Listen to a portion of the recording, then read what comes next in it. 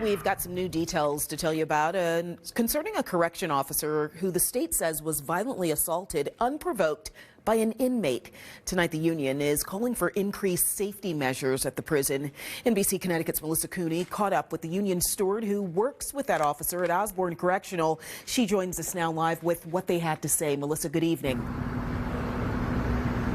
Good evening. Yeah, they say that the officer is recovering, but that her injuries are substantial. Now, the union says that the incarcerated person in question here was already there serving 20 years for violent sex crimes, but the union says they're unable to share his name at this point.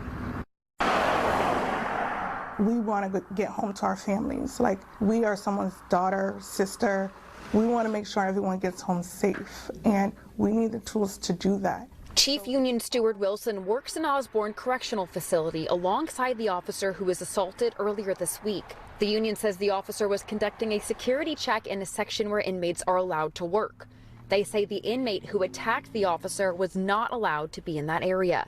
The union says the inmate ambushed the officer, attempted sexual assault, and physically assaulted her, leaving her to fight for her life. Wilson says the officer was alone, but was eventually able to radio for help. The union says the area the inmate dragged her to had no cameras, which made help extra challenging in the 990,000 square foot building. It would take a little bit to find out where she was, but if we had the cameras, you could pull it up and you would be able to see exactly where she was at that time when she called the code.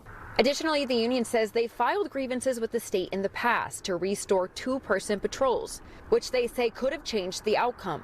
The union says they were cut by the DOC in some instances to lower overtime pay.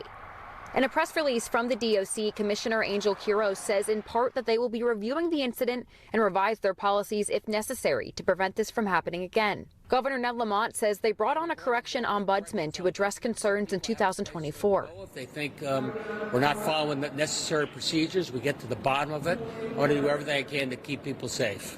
Osborn is a medium-level security facility, and state data shows there are over 1,000 inmates, all men, and 426 staff. According to police, the investigation into the incident is still ongoing. Now, we have reached out to the DOC to learn more, hear the response about the specific grievances from the union. We are waiting to hear back. We also reached out to CSP and DOC to confirm the identity of the incarcerated person, but they say because the investigation is still ongoing, they're unable to do this at this point in time. And Connecticut State Police say no arrests have been made at this juncture either. For now, we are live in Wethersfield. Melissa Cooney, NBC Connecticut News.